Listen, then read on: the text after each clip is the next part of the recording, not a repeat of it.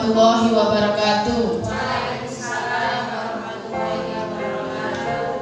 A'udzubillahi minasyaitonirrajim. Bismillahirrahmanirrahim. Assalatu wassalamu ala asrofil anbiya'i wal mursalin Sayyidina wa maulana Muhammadin wa ala alihi wa sahbihi ajma'in. Amma ba'du.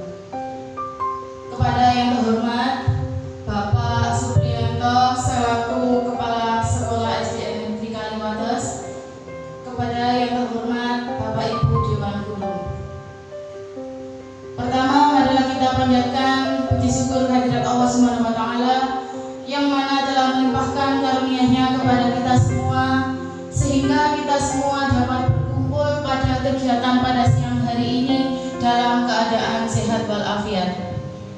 Kedua kalinya, sholawat serta salam tetap terlimpahkan kepada junjungan kita Nabi besar Muhammad SAW, karena beliau telah menuntun kita dari jalan yang gelap gulita menuju jalan yang terang benderang, yakni agama Islam. Bapak Ibu Dewan Guru yang saya hormati, saya di sini calon guru penggerak angkatan 7 mengucapkan banyak terima kasih karena panjenengan bisa hadir di acara diseminasi modul 1.4 budaya positif. Saya di sini bukan bermaksud untuk menggurui Bapak Ibu nggih. Saya di sini juga masih belajar. Saya mau menyampaikan materi yang saya dapatkan selama saya mengikuti pendidikan guru penggerak di modul 1.4. Di mana di modul 1.4 ini tentang budaya positif ada beberapa materi. Nah, di sini materinya ada 7. Yang pertama, perubahan paradigma belajar. Yang kedua, disiplin positif. Ketiga, motivasi perilaku manusia. Yang keempat, kebutuhan dasar. 5, posisi kontrol restitusi. Keenam, keyakinan kelas. Dan yang 7, segitiga restitusi. Di mana materi di modul 1 ini sangat menantang sekali bagi saya, bagi seorang pendidik, karena di sini nanti akan sangat baik untuk menanamkan disiplin pada diri anak didik kita. Untuk selanjutnya, nah, berdasarkan Ki Hajar Dewantara, tujuan pendidikan nasional yaitu menuntun segala kodrat yang ada pada anak-anak untuk mencapai keselamatan dan kebahagiaan yang setinggi-tingginya baik sebagai manusia maupun sebagai anggota masyarakat. Nah, di sini saya sebelum mengikuti pendidikan guru penggerak ini saya berpikir bahwa anak itu seperti kertas kosong. Tetapi setelah saya mengikuti pendidikan guru penggerak ini, saya tahu bahwa anak itu sudah memiliki garis tipis. Nah, tugas Bapak Ibu semua, Bapak Ibu guru lah yang menebalkan garis tipis tersebut. Jadi di sini dalam proses menuntun, nah, guru mengarahkan anak, menuntun anak untuk mencapai kebahagiaan yang setinggi-tingginya, karena nanti anak itu juga akan menjadi bagian dari sebuah anggota masyarakat. Jadi untuk selanjutnya di sini materi yang pertama, di mana pada materi yang pertama ini tentang perubahan paradigma belajar. Nah, dalam kegiatan ini nanti kita akan bermain. Ada sebuah kegiatan yang namanya kegiatan cobalah buka. Nah, nanti saya minta panjenengan secara berpasangan untuk melakukan kegiatan ini. Nanti bergantian 30 detik. Nanti saya hitung nanti 30 detik langsung bergantian yang satunya. Nah, yang pertama di sini nanti ada misalkan jenengan nanti berpasangan, satu orang mengepal tangannya, di mana di dalam kepala nanti ada sesuatu yang sangat berharga untuk dipertahankan. Nah, tugas dari rekan yang satunya nanti berusaha membuka kepala tersebut, baik dengan cara membujuk, mengintimidasi, memarahi, menggoda, bahkan menawari sebuah uang untuk bisa membuka kepala tangan tersebut. Nah, itu nanti bisa dengan lakukan secara bergantian. Terus nanti setelah 30 detik langsung bergantian ke rekan yang lain. Sampun paham ya Bapak Ibu? Sampun ya. Kalau sampun monggo saya hitung nanti 1, 2, 3 monggo jenengan bisa mulai. Jenengan Jangan saling berpasangan, monggo. Yang dekat saja, monggo. Oke. Jadi ada yang memegang tangannya untuk menyimpan sesuatu yang berharga. Ibaratnya di tangan itu ada sesuatu yang sangat berharga untuk panjenengan, untuk jenengan pertahankan. Nah, tugas rekan yang lain itu membuka, berusaha membuka kepala tadi.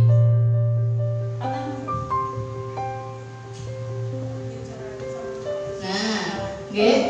Sampun bisa dimulai Bapak Ibu nggih? Sampun nggih? Nggih. Sampun saya hitung nggih. 1 2 3.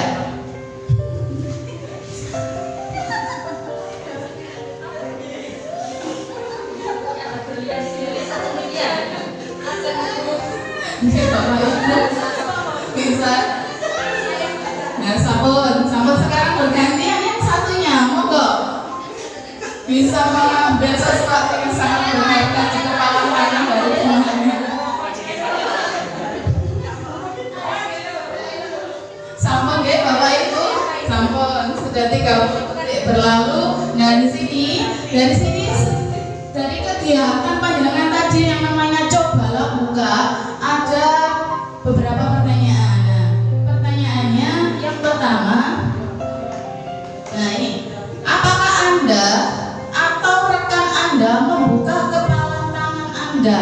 Mengapa dan bukan alasannya? Nah, jadi tadi barangkali ada yang membuka kepala tangan, monggo.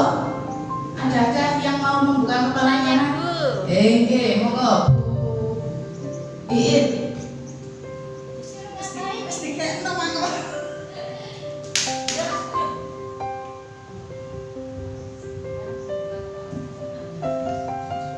Alasan saya membuka kepala tangan saya karena memang saya memposisikan diri saya, memposisikan tangan saya untuk saya buka dan saya berikan isinya Bapak Ibu. Terima kasih. Baik, terima kasih Bu Ir telah memberikan pendapatnya tentang membuka kepala tangan karena dianya ingin membuka untuk memperlihatkan kepada rekannya. Nah, sekarang kira-kira dari pendapat yang lain adakah tadi yang berusaha menutup? Nah, apa alasannya? Kenapa kok menutup kepala tangannya? Monggo. Terima kasih. Alasan saya untuk mempertahankan kepala tangan saya karena di dalam kepala tangan saya itu ada sesuatu yang berharga yang harus saya pertahankan. Terima kasih.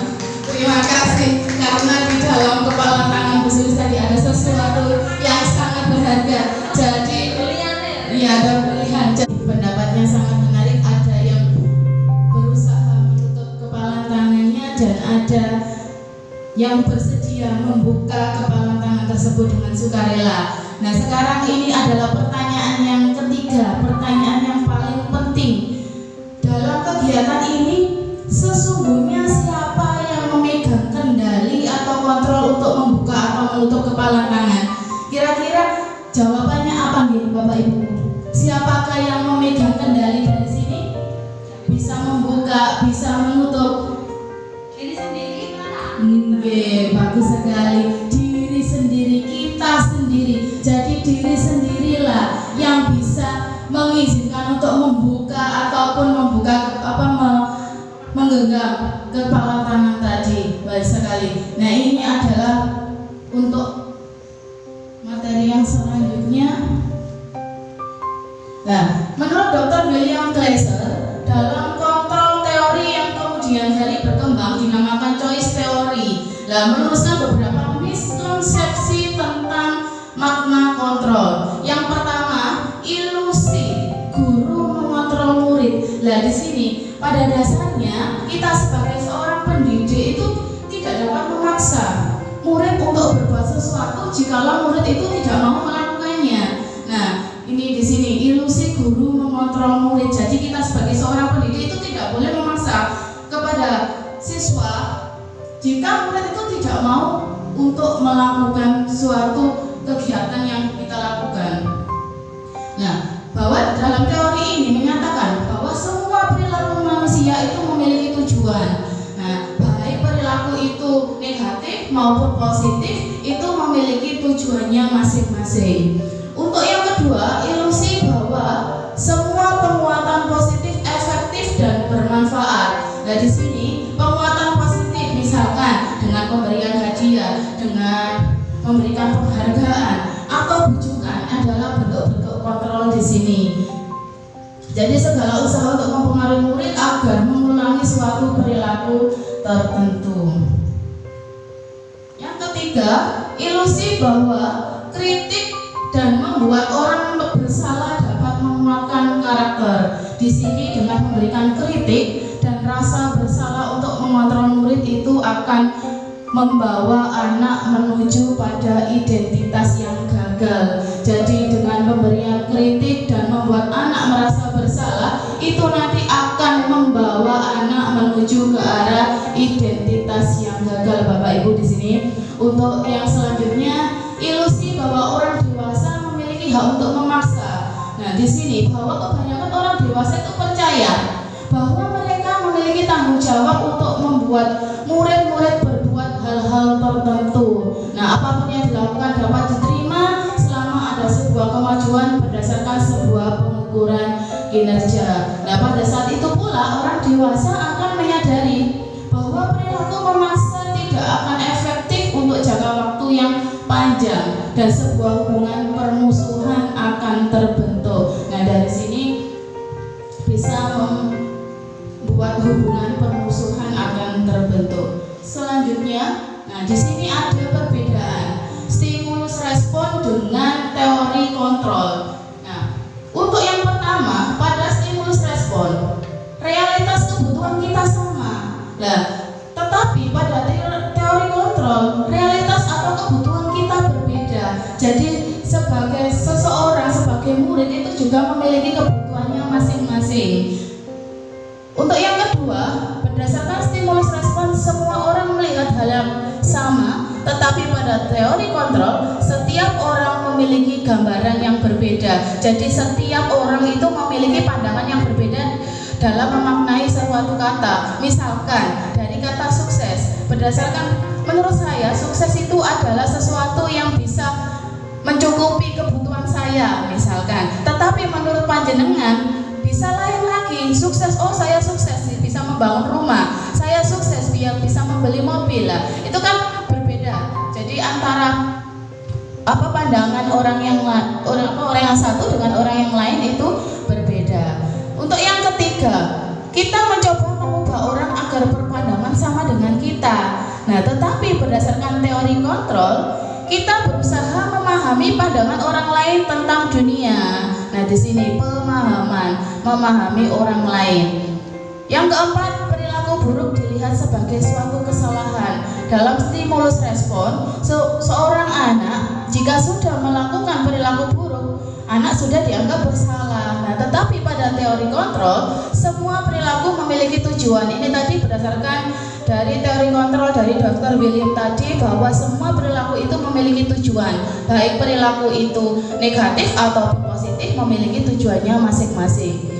Untuk stimulus respon yang berikutnya, orang lain bisa mengontrol saya. Tetapi pada teori kontrol, hanya Anda yang bisa mengontrol diri Anda sendiri. Seperti kegiatan yang sudah kita lakukan tadi, Bapak Ibu, cobalah buka, yang bisa mengontrol hanyalah diri sendiri. Baik.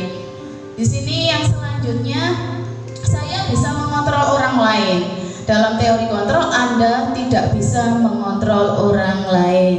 Sama halnya kita sebagai seorang pendidik itu tidak bisa mengontrol orang lain, tidak bisa mengontrol siswa, tetapi kita bisa menuntun, mengarahkan siswa untuk mencapai tujuan nasional yang diharapkan oleh Bapak pendidikan kita, yaitu Bapak Ki Hajar Dewantara. Yang selanjutnya, pada stimulus respon, pemaksaan ada pada saat bujukan gagal. Tetapi pada teori kontrol, kolaborasi akan menciptakan pilihan-pilihan baru. Dengan berkolaborasi, dengan bekerja sama, maka akan dapat menciptakan pilihan-pilihan yang baru. Yang selanjutnya, berdasarkan stimulus respon ada model berpikir menang kalah, ada yang menang, ada yang kalah. Tetapi pada teori kontrol semuanya menang, tidak ada yang kalah. Baik Bapak Ibu, kita lanjutkan. Nah ini, yang kedua ada materi disiplin positif. Nah pada materi disiplin positif ini kira-kira menurut panjenengan dari kata disiplin positif, menurut panjenengan disiplin positif itu apa nggih? Ada yang bisa memberikan pendapat tentang disiplin positif? Monggo. Disiplin positif itu apa nggih menurut panjenengan? Di sekolah-sekolah kan ada disiplin. Nah, disiplin itu apa menurut panjenengan?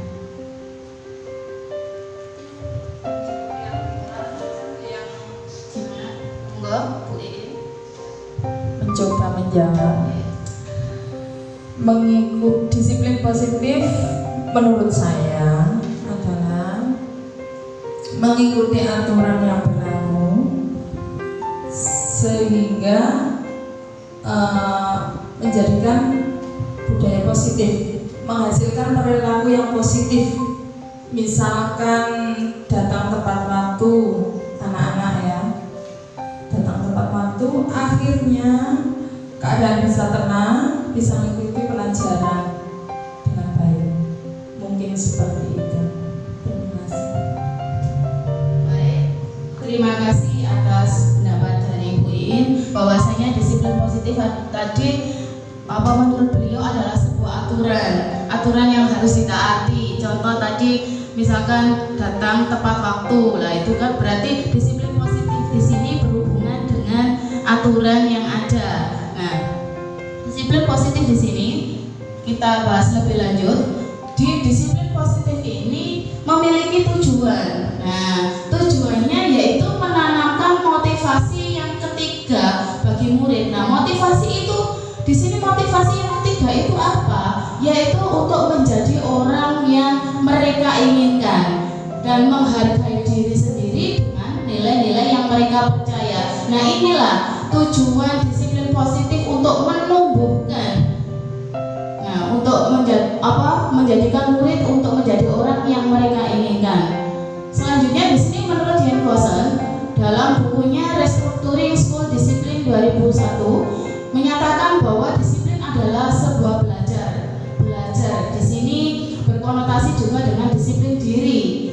Disiplin diri maksudnya di sini menggali potensi menuju kepada sebuah tujuan yang mulia. Disiplin diri di sini mempelajari bagaimana cara mengontrol diri, dan bagaimana menguasai diri untuk memilih tindakan yang nantinya mengacu pada nilai-nilai yang kita hargai untuk mencapai tujuan yang mulia tadi. Jadi di sini menurut Dian Gosen arti dari kata disiplin. Nah, nilai-nilai kebajikan. Nah, ini nilai-nilai yang mulia tadi, nilai-nilai kebajikan yang harus ditanamkan kepada anak didik kita.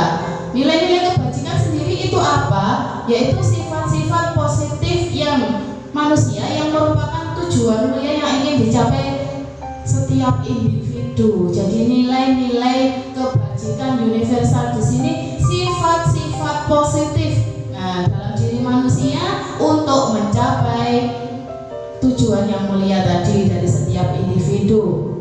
Nah, seperti yang telah dikemukakan oleh Dr. William Glasser tadi pada teori kontrolnya tadi menyatakan bahwa setiap perbuatan itu memiliki suatu tujuan. Nah, di sini juga Dian Gosen mengemukakan bahwa dengan mengaitkan nilai-nilai kebajikan yang diyakini seseorang, maka motivasi intrinsiknya akan terbangun sehingga dapat menggerakkan motivasi dari dalam untuk mencapai tujuan yang mulia. Nah, di sini Bapak Ibu yang perlu digarisbawahi bahwasanya nilai-nilai kebajikan tadi akan dapat menumbuhkan motivasi yang ada dalam diri peserta didik. Makanya penting sekali disiplin positif ini ditanamkan bagi anak didik kita sehingga anak dapat muncul sendiri kesadaran diri dari dalam diri untuk mencapai tujuan yang diinginkan. Nah, ini ada nilai-nilai kebajikan universal.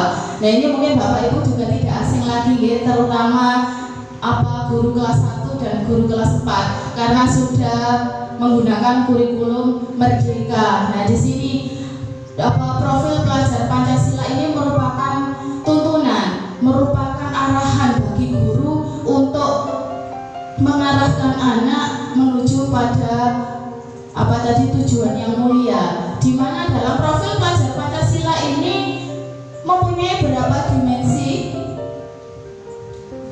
6 betul.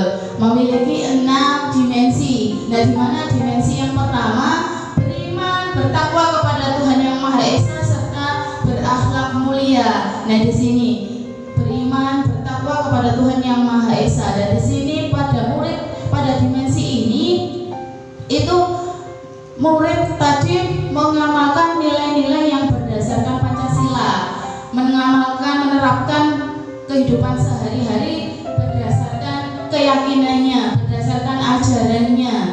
Nah, untuk yang kedua yaitu berkebinekaan global. Dalam berkebinekaan global di sini, murid di sini itu merupakan murid yang berbudaya. Nah, mau menghargai budaya, baik budaya sendiri maupun budaya di sekitar, budaya di negara yang lain. Untuk yang ketiga yaitu bergotong royong. Nah, bergotong royong di sini maksudnya apa? Dalam artian apa? Dalam artian bahwa murid mampu berkolaborasi, mampu bekerja sama dengan orang yang lain. Nah, di sini jadi anak didik kita diarahkan untuk berkolaborasi untuk menyelesaikan masalah, bekerja sama untuk menyelesaikan suatu proyek. Nah, seperti itu.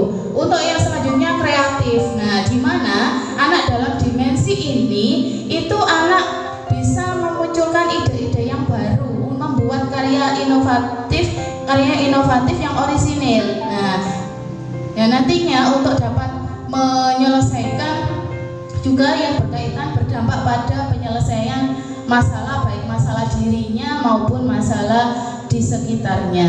Yang selanjutnya bernalar kritis. Nah, Bapak Ibu, bernalar kritis ini murid kita itu menggunakan nalarnya. Nah, menggunakan nalarnya untuk menyelesaikan persoalan yang mereka hadapi. Yang terakhir yaitu mandiri, bahwa mandiri itu pelajar bertanggung jawab. Nah, dapat mengolah dirinya, baik perasaan, pikiran, tindakannya dipertanggungjawabkan di sini mandiri. Nah, untuk yang selanjutnya ada the future project nilai-nilai kebajikan. Ini ada banyak sekali Bapak Ibu, nanti bisa dipakai sebagai proyek nilai-nilai kebajikan selain dari profil pelajar Pancasila tadi. Di situ ada salah satunya ada komitmen, ada percaya diri, bertanggung jawab, dan banyak sekali bisa dilihat sendiri. Untuk yang selanjutnya ada materi yang ketiga yaitu motivasi perilaku manusia. Nah, ini motivasi perilaku manusia.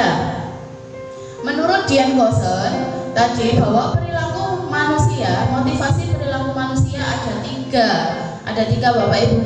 Yang pertama untuk menghindari hukuman, ketidaknyamanan. Yang kedua untuk mendapatkan imbalan atau penghargaan dari orang lain. Nah, yang ketiga, motivasi yang ketiga tadi sudah kita bahas di awal. Untuk mencapai disiplin positif, anak harus memiliki motivasi yang ketiga. Lah, motivasi di sini untuk menjadi orang yang mereka inginkan dan menghargai diri sendiri dengan nilai-nilai yang mereka percaya. Lah, ini Bapak Ibu bahwa dari ketiga motivasi itu nanti dijelaskan di sini.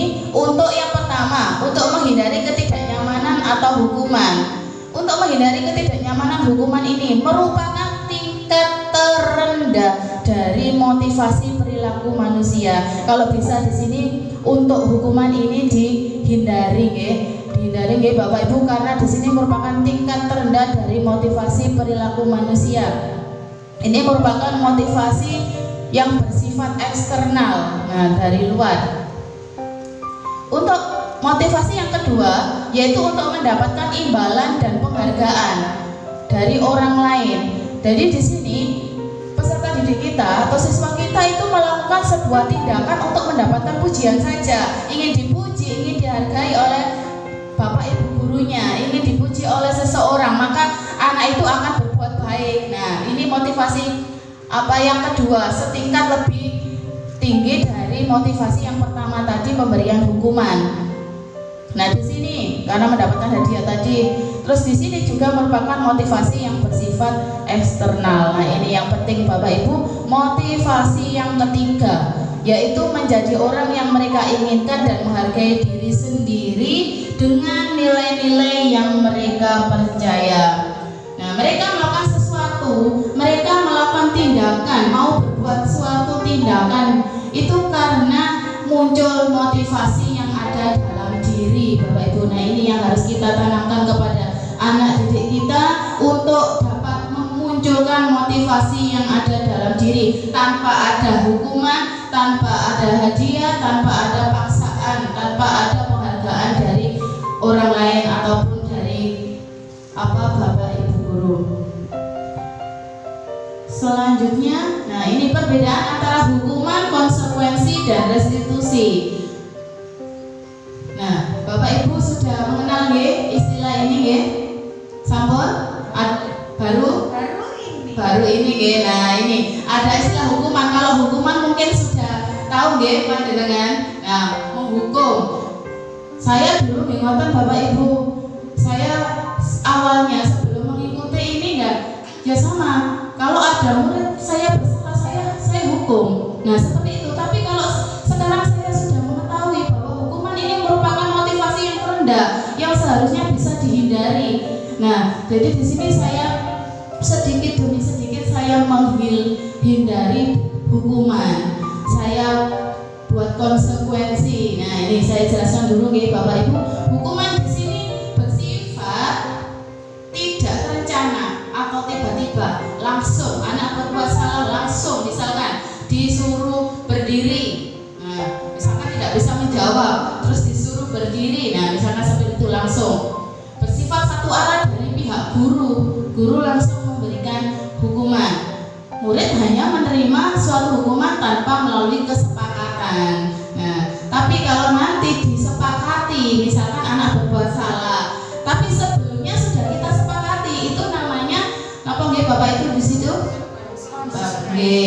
Baik, konsekuensi nggih Bapak Ibu. Jadi konsekuensi itu apa? Kita sepakati dulu Bapak Ibu dengan murid kita. Nih, dengan murid kita sepakati jika kalian berbuat salah. Nah, apa yang harus kalian lakukan untuk memperbaiki kesalahan tersebut?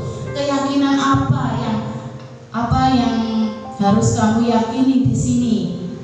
Konsekuensi dibuat dari guru, disepakati oleh anak didik juga. Jadi tidak hanya sekedar dari guru saja, tetapi murid di sini juga ikut andil di dalamnya. Nah, ini ada restitusi. Nah, ini restitusi ini penting sekali Bapak Ibu karena di sini proses menciptakan kondisi bagi murid untuk memperbaiki kesalahan mereka sehingga mereka bisa kembali pada kelompok mereka dengan karakter yang lebih kuat. Nah, di sini ini menciptakan kondisi untuk memperbaiki kesalahan anak didik kita. Selanjutnya, nah ini Bapak Ibu tadi sudah saya jelaskan tentang hukuman dan konsekuensi. Nah, ini ada beberapa tindakan guru. Nah, kira-kira ini merupakan hukuman atau konsekuensi dari tindakan-tindakan guru tersebut. Yang pertama, mencatat 100 kali. Nah, mencatat 100 kali di dalam buku kalimat saya tidak akan terlambat lagi karena terlambat ke sekolah. Jadi ada murid kita yang datang terlambat, terus kita memberikan anak itu disuruh mencatat 100 kali di buku. Nah, ini masuk yang mana nih Bapak Ibu, hukuman atau konsekuensi? Masuk hukuman atau konsekuensi datang terlambat disuruh nulis. Itu masuk konsekuensi. Yang selanjutnya karena berhubungan dengan tindakannya. Nah, konsekuensi itu berhubungan dengan tindakannya. Tapi kalau hukuman tidak berhubungan dengan kesalahan yang dilakukan. Yang selanjutnya, lari mengelilingi lapangan basket. Nah, 2 kali karena terlambat hadir di sekolah. sekolah. Hukuman. Yang ketiga, membersihkan coretan yang dibuatnya di meja tulis. Konsekuensi. Bagus. Yang selanjutnya, murid diminta untuk push up 15 kali karena tidak menggunakan masker ke sekolah. Hukuman. Selanjutnya, menggantikan kertas tugas teman yang telah dicoret-coret. Menggantikan. Konsekuensi. Bapak Ibu semua sangat paham sekali antara hukuman dengan konsekuensi. Terus di sini berjemur di lapangan basket pukul 12 siang karena mau ngobrol dengan teman. Hukuman.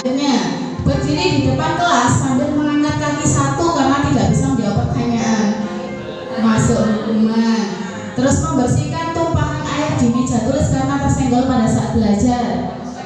Konsekuensi. Kehilangan 10 menit jam istirahat untuk mengerjakan tugas karena terlambat datang dan tertinggal pelajaran. Konsekuensi. Bagus sekali Bapak Ibu.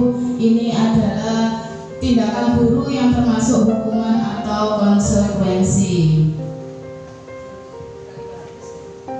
Selanjutnya, nah ini kebutuhan dasar manusia. Jadi di sini setiap manusia itu memiliki kebutuhan dasar. Termasuk juga murid kita nanti juga melakukan suatu tindakan juga memiliki kebutuhan dasarnya masing-masing. Kebutuhan dasar di sini ada 5. Nah, di antaranya yang pertama bertahan hidup. Yang kedua kasih sayang dan rasa diterima. Yang ketiga kebebasan. Keempat kesenangan dan yang terakhir penguasaan. Nah, untuk penjelasannya bisa dilihat di sini. Nah, kebutuhan bertahan hidup, di mana kebutuhan ini bersifat fisiologis untuk bertahan hidup, misalnya tentang kesehatan, rumah, dan makanan. Ini termasuk kebutuhan bertahan hidup.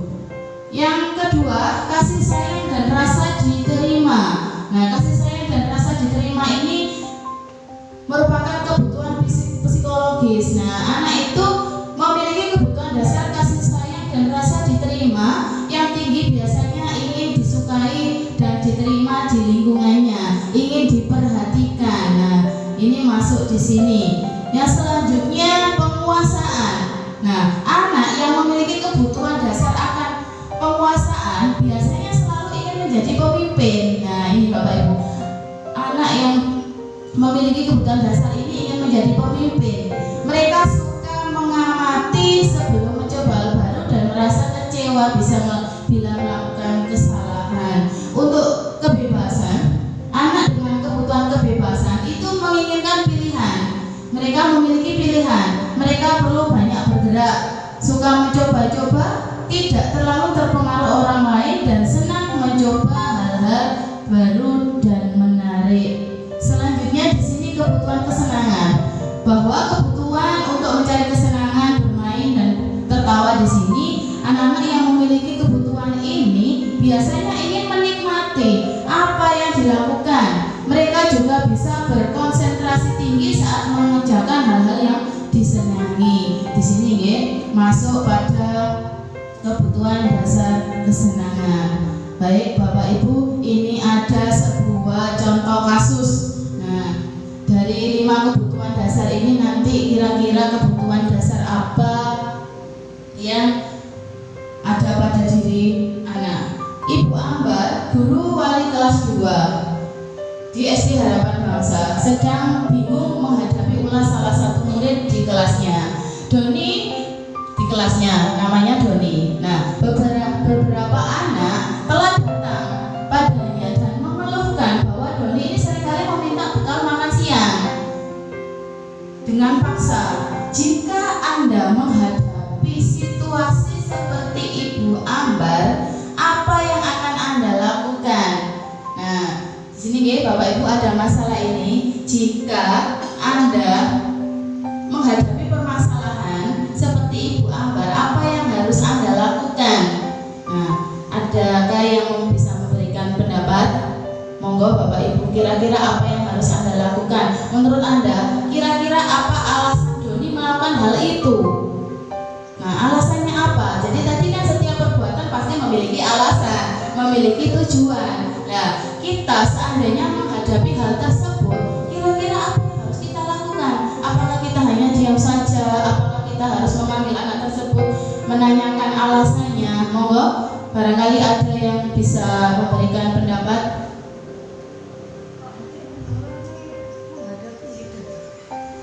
Monggo, kira-kira bagaimana nggih Bapak Ibu kalau ada menghadapi anak seperti itu, disuruh apa nggih anaknya?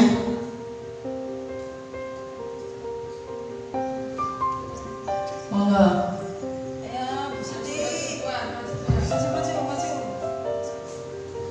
Mendekati secara personal, kemudian kita tanyakan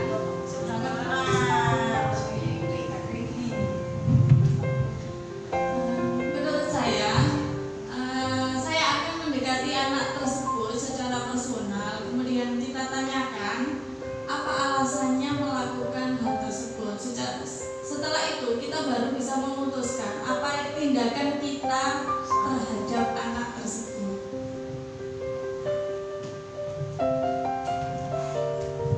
Baik, terima kasih. Dari pendapat dari Bu An tadi bahwasanya Bu An akan memanggil anak itu secara personal, nah, secara individu ya. Secara individu kita dekati dan kita tanyai mengapa anak tersebut melakukannya. Nah, menanyakan alasannya, tidak langsung ojok-ojok kita menghukum. Ya, bagus sekali. Berikan tepuk tangan untuk Bu R. Terima kasih atas pendapatnya, sangat bagus sekali di sini. Untuk pendapatnya yang selanjutnya, nah di sini ada beberapa jawaban di sini.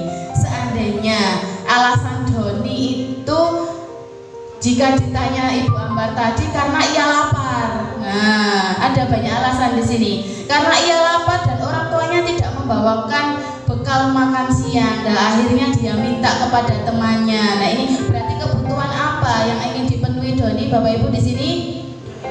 Nah, kebutuhan bertahan hidup. Karena alasannya lapar, tidak dibawakan bekal makan siang oleh orang tuanya. Untuk yang kedua di sini, jika dalam kasus itu Doni menjawab dia merasa senang temannya jadi memperhatikan dia. Nah, ini masuk yang apa, karena ingin memenuhi kebutuhan dasar apa nih? Di sini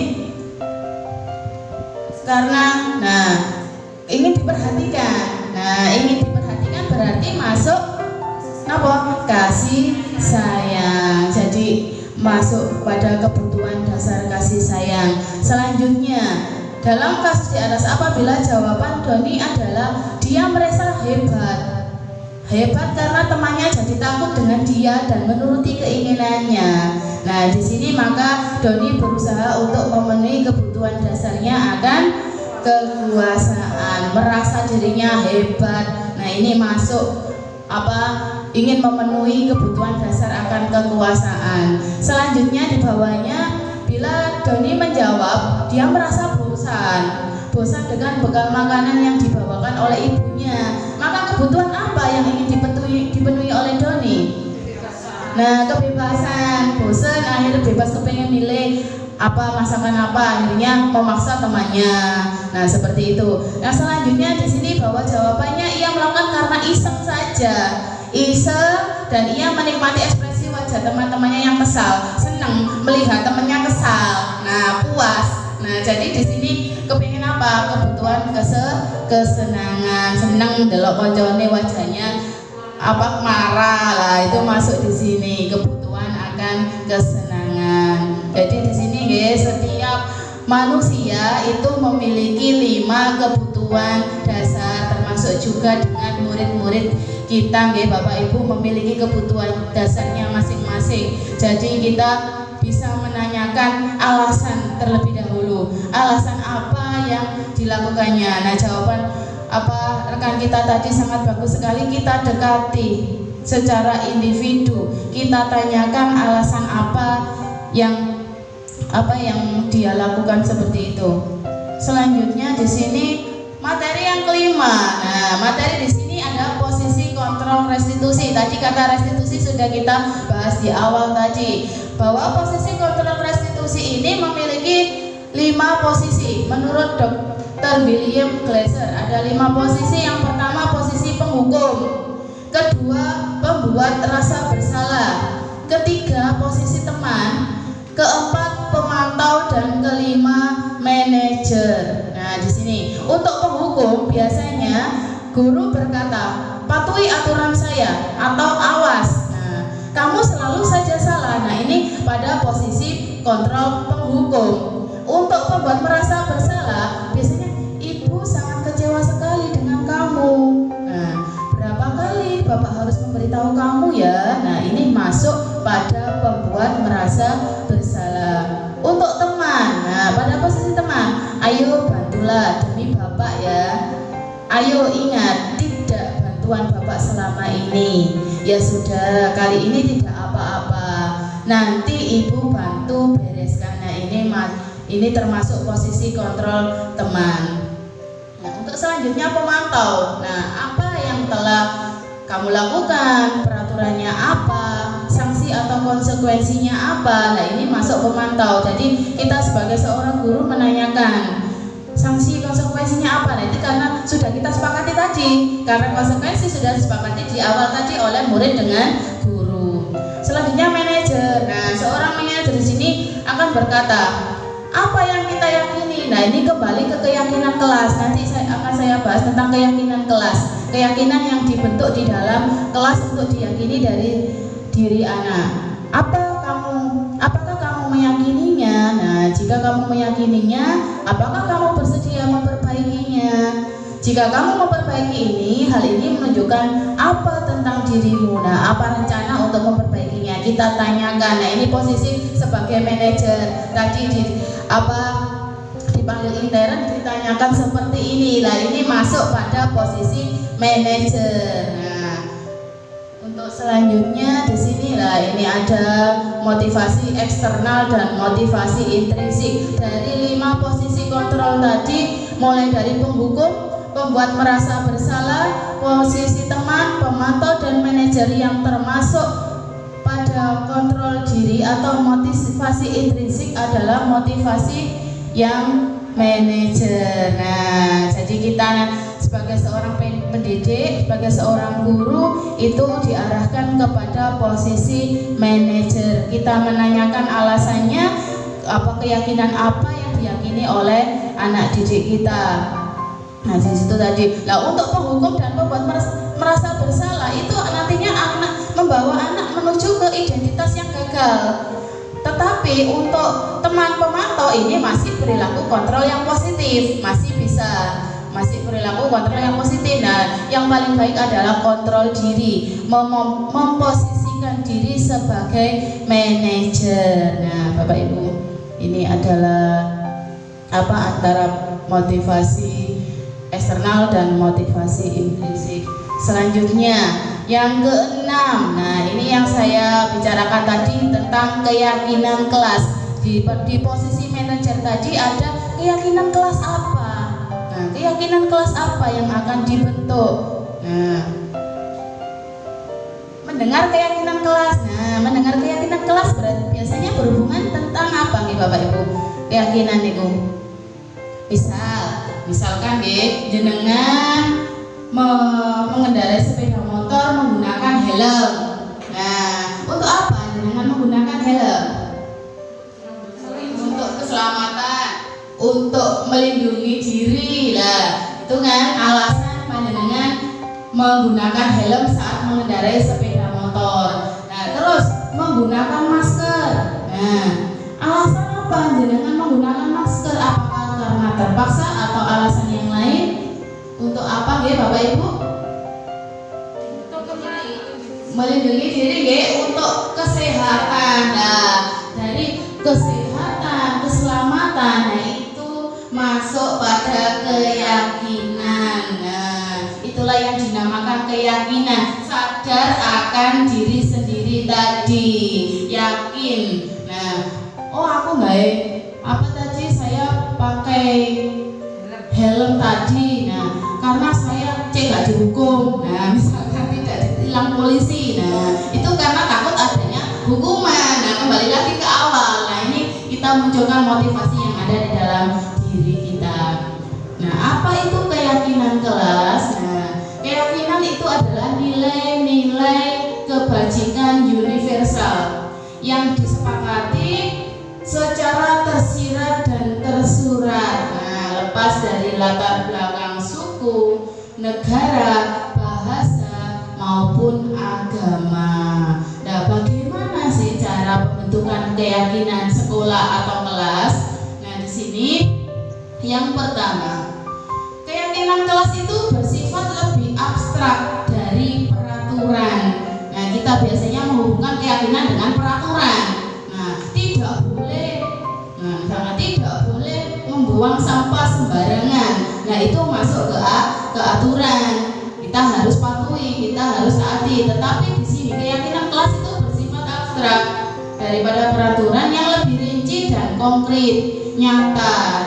Nah, yang kedua, keyakinan kelas berupa pernyataan-pernyataan universal yang sudah saya jelaskan tadi, Bapak Ibu. Di antaranya tadi pernyataan-pernyataan universal tadi apa, Bapak Ibu?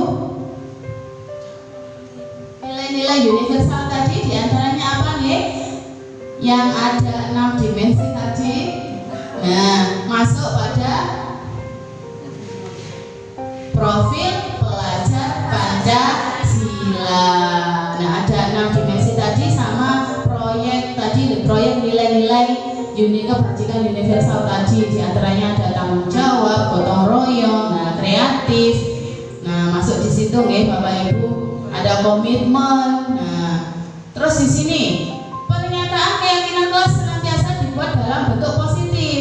Nah, hindari kata-kata negatif. Kata-kata negatif seperti jangan, terus apalagi tidak boleh. Nah, itu masuk pada apa? Keyakinan kelas yang bersifat negatif dihindari. Jadi menggunakan kata yang positif. Misalkan tadi kalau tidak boleh membuang sampah sembarangan, diganti apa Bapak Ibu, kata positifnya dihilangkan. Membuang sampah di tempat sampah boleh, atau membuang sampah pada tempatnya juga boleh. Jadi tidak ada kata negatif, tidak ada kata negatif di dalamnya. Yang selanjutnya, keyakinan kelas hendaknya tidak terlalu banyak. Nah, kenapa kok tidak terlalu banyak? Agar mudah diingat oleh anak didik kita, antara 3 sampai 7. Nah, seperti itu. 7 keyakinan agar bisa diingat oleh anak kita, dipahami oleh anak didik kita, oleh semua warga kelas. Yang selanjutnya, keyakinan kelas sebaiknya sesuatu yang dapat diterapkan di lingkungan tersebut. Jadi berhubungan dengan lingkungan kita sendiri. Yang selanjutnya, semua warga kelas hendaknya ikut berkontribusi dalam pembuatan keyakinan kelas lewat kegiatan curah pendapat. Nah, ini Bapak Ibu, dengan curah pendapat. Nah, kemarin saya juga sudah melakukan kegiatan ini. Jadi anak-anak saya minta memberikan pendapatnya. Saya kasih skinot untuk menulis di situ. Kira-kira keyakinan apa yang ingin kamu buat? Nah, nanti dari keyakinan-keyakinan tersebut kita jadikan satu. Nah, kira-kira apa yang paling banyak diinginkan oleh anak? Nah, itu kan sudah ditulis anak sendiri. Berarti anak berusaha. Nah, istilahnya berusaha untuk meyakini dari apa yang mereka tulis. Yang selanjutnya, bersedia meninjau kembali keyakinan kelas dari waktu ke waktu. Jadi ada perubahan. Dari waktu ke waktu ada perubahan ke arah yang lebih baik. Jadi sedikit demi sedikit dihilangkan. Soalnya tadi membuang sampah pada tempatnya sudah dilihat sudah bagus. Nah, berarti bisa kita hilangkan. Nah, tetapi kan itu sudah diyakini pada diri anak. Jadi anak akan selalu ingat, sudah terbiasa istilahnya. Pembiasaan, sudah terbiasa. Nah, di sini prosedur pembentukan keyakinan sekolah atau kelas prosedurnya. Yang pertama, mempersilahkan warga sekolah atau murid-murid di sekolah atau kelas untuk bercurah pendapat. Nah, ini nggih. Jadi untuk membentuk keyakinan kelas bisa diajak anak-anak bisa diajak bercurah pendapat seperti yang saya katakan tadi. Yang kedua, mencatat semua masukan para murid atau warga sekolah di papan. Jadi tadi bisa ditempelkan dulu. Nanti bisa dibuat dalam bentuk poster. Yang selanjutnya, susulan keyakinan kelas sesuai prosedur. Mengganti kalimat dalam bentuk negatif tadi yang sudah saya bilang tadi, diganti kata-kata yang positif. Yang selanjutnya, meninjau kembali daftar curah pendapat yang sudah dicatat, dilihat lagi, disamakan. Sekiranya kalau memang tujuannya itu sama dengan satu kalimat yang di awal tadi, ya dijadikan satu saja masuk ke keyakinan tersebut. Selanjutnya, tinjau ulang keyakinan sekolah atau kelas secara bersama-sama. Nah, ini sebaiknya keyakinan kelas berkisar antara 3 sampai 7 keyakinan. Supaya apa nggih Bapak Ibu tadi? Oke, terima kasih, mudah diingat. Nah, setelah keyakinan sekolah atau kelas selesai dibuat, maka semua warga kelas dipersilakan meninjau ulang dan menyetujui serta menandatangani. Nah, di sini ditandatangani termasuk guru dan semua warga atau murid. Jadi karena kesepakatan, jadi anak diminta untuk memberikan tanda tangan, baik guru ataupun murid. Selanjutnya, keyakinan sekolah atau kelas bisa diletakkan di dinding kelas di tempat yang mudah dilihat semua warga kelas. Nah, baik Bapak Ibu, kemarin saya sudah membuat dan di belakang panjenengan itu sudah ada bentuk keyakinan kelas. Nah, di situ ada 6 keyakinan kelas yang sudah ditandatangani oleh siswa, oleh guru, bahkan di situ sudah diketahui oleh Bapak Kepala Sekolah. Ada keyakinan kelas 6 yang sudah dibuat oleh anak-anak kelas 6. Di situ ada menghormati dan menghargai orang lain. Nah, masuk di situ. Monggo Bapak Ibu. Nah, ini nggih Bapak Ibu. Kalau yang di belakang itu sudah ada tanda tangannya, tetapi di sini masih desainnya. Nah, desain keyakinannya, menghormati dan menghargai orang lain, berbicara dan bertingkah laku sopan santun, membuang sampah pada tempatnya, menjaga fasilitas sekolah, mengucapkan salam saat masuk kelas dan aktif dalam mengikuti pembelajaran. Nah, ini saya tekankan kepada anak didik kita untuk muncul motivasi dalam diri. Jika anak tadi lupa dengan keyakinan yang telah dibuat, kita sebagai seorang guru yaitu mengingatkan kembali, menuntunnya. Tetap kita tidak bisa lepas Bapak Ibu, tetap kita menuntun, karena tugas kita adalah menuntun, mengarahkan ke arah yang positif, ke arah yang lebih baik. Nah, ini tadi saya dokumentasikan. Selanjutnya, materi yang terakhir Bapak Ibu di sini masih semangat nggih Bapak Ibu? Masih. Monggo kita tepuk semangat dulu nggih Bapak Ibu supaya semangat. Monggo nggih, tepuk semangat. Semangat.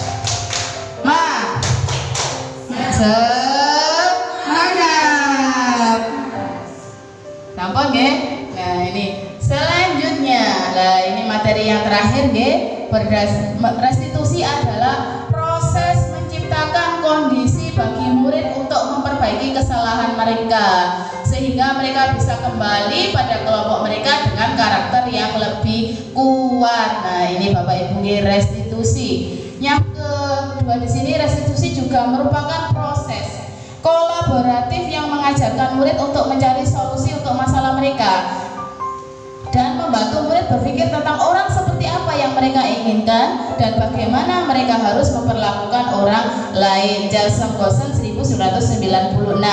Jadi di sini kita sebagai seorang guru, kalau dalam posisi manajer tadi mengarahkan anak untuk mencari solusi. Jadi anak tadi melakukan kesalahan, kita minta mencari solusinya. Kira-kira kesalahan kamu itu untuk memperbaikinya apa yang harus kamu lakukan? Nah, anak itu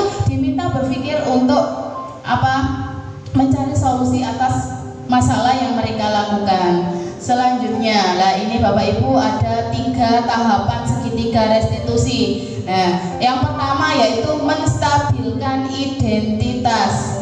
Yang kedua ada validasi tindakan yang salah. Yang ketiga menanyakan keyakinan. Nah, di sini ada 3 tahapan: menstabilkan identitas, validasi tindakan yang salah, dan menanyakan keyakinan. Untuk penjelasannya di sini nggih Bapak Ibu, jika untuk menstabilkan identitas, kalimat apa yang harus diucapkan oleh seorang pendidik, oleh seorang guru di sini? Berbuat salah itu tidak apa-apa. Nah, tidak ada manusia yang sempurna. Ini kata-kata yang diucapkan oleh seorang guru. Saya juga pernah melakukan seperti itu. Nah, kita bisa menyelesaikan masalah ini. Bapak Ibu di sini tidak tertarik siapa yang salah, tapi Bapak Ibu ingin mencari solusi dari permasalahan ini. Kamu berhak merasa begitu. Nah, apakah kamu sedang menjadi teman yang baik buat dirimu sendiri? Nah, ini masuk pada menstabilkan identitas. Jadi jika ada anak yang melakukan tindakan yang salah, nah ini yang harus dilakukan dalam menstabilkan identitas. Kita tidak langsung ujuk-ujuk langsung menyalahkan anak, langsung menghukum anak, tetapi kita tanyakan dulu. Kita beri menstabilkan identitas ini. Berbuat salah itu tidak apa-apa. Saya juga pernah melakukan kesalahan tersebut misalkan. Terus Bapak Ibu di sini tidak tertarik untuk mencari siapa yang salah, tetapi ingin mencari solusi permasalahan tersebut. Selanjutnya di sini ada validasi tindakan yang salah, di mana dalam validasi tindakan yang salah ini ada beberapa kalimat yang diucapkan oleh seorang guru di sini. Padahal kamu bisa melakukan yang lebih buruk dari ini ya. Nah, sudah melakukan perbuatan, tetapi kita bilang kamu masih bisa melakukan lebih buruk dari itu. Tetapi kan kenyataannya anak itu tidak melakukan hal yang lebih buruk, tapi bisa saja melakukan hal yang lebih buruk, tapi tidak dilakukan oleh anak tersebut. Kamu pasti punya alasan. Nah, ini yang sudah dijawab oleh rekan kita tadi, bahwa menanyakan alasan. Nah, ini sudah masuk pada validasi tindakan yang salah. Terus kamu patut bangga pada dirimu sendiri, kamu telah melindungi sesuatu yang penting buatmu. Terus yang selanjutnya, kamu boleh mempertahankan sikap itu, tapi kamu harus menambahkan sikap yang baru. Boleh melakukan itu, tapi ada sikap yang baru. Otomatis sikap yang baru itu sifat yang positif, yang lebih baik dari yang sudah dilakukan, yang lebih baik untuk solusinya tadi. Yang terakhir di sini menanyakan keyakinan. Nah, keyakinan tadi, apa yang kita percaya sebagai keyakinan kelas atau keluarga? Apa nilai-nilai umum yang kita sepakati? Nah, apa bayangan kita tentang kelas yang ideal? Kamu mau jadi orang seperti apa? Nah, ini menanyakan keyakinan kelas. Misalkan, keyakinan kelas apa yang sudah kita buat tadi lah? Mengingatkan kembali. Ini istilahnya kita sebagai seorang pendidik itu mengingatkan kepada anak jika berbuat salah, mengingatkan kembali tentang keyakinan yang sudah dibuat secara bersama-sama, yang sudah disepakati. Nah, jadi kita ingatkan kembali. Nah, ini ada contoh praktek restitusi yang sudah saya lakukan. Ini ada sebuah praktek. Nah, ini guys, Bapak Ibu.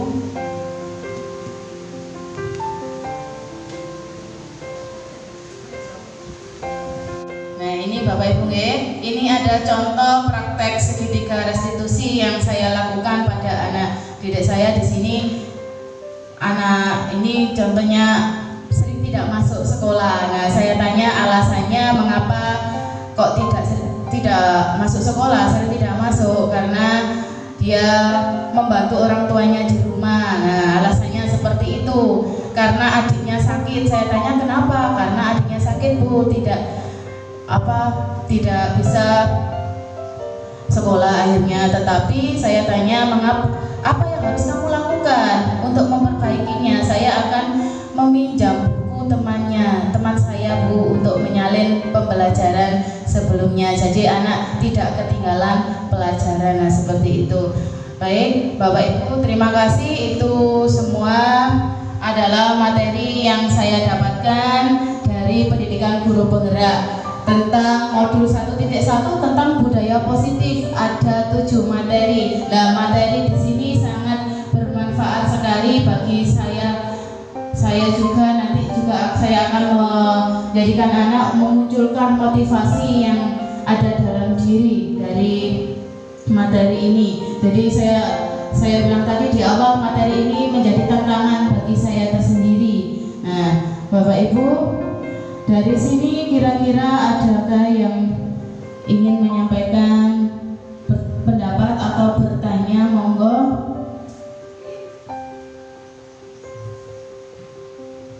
Silakan, Bu Ir.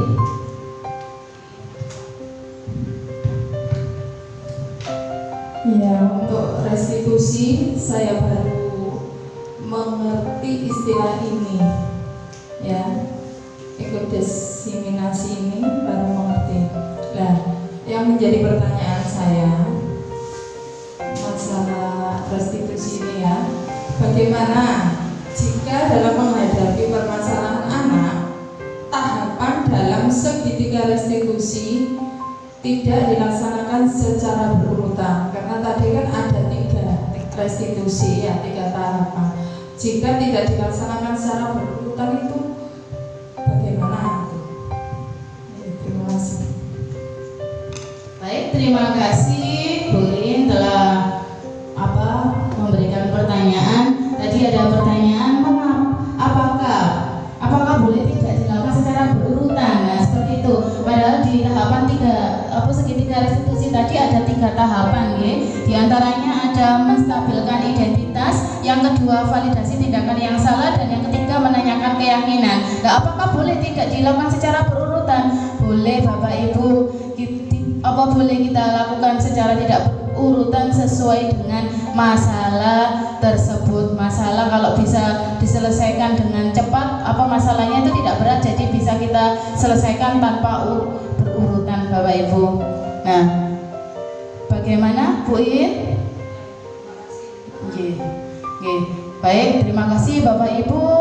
Kalau sudah tidak ada pertanyaan kembali, saya tutup ya. Saya sangat berterima kasih atas panjenengan bisa datang di sini untuk acara saya diseminasi modul 1.4 tentang budaya positif. Saya mengucapkan terima kasih apabila meminta maaf apabila ada kata-kata saya kurang berkenan. Saya mengucapkan mohon maaf ya. Saya akhiri. Wabillahi taufiq wal hidayah. Wassalamualaikum warahmatullahi wabarakatuh.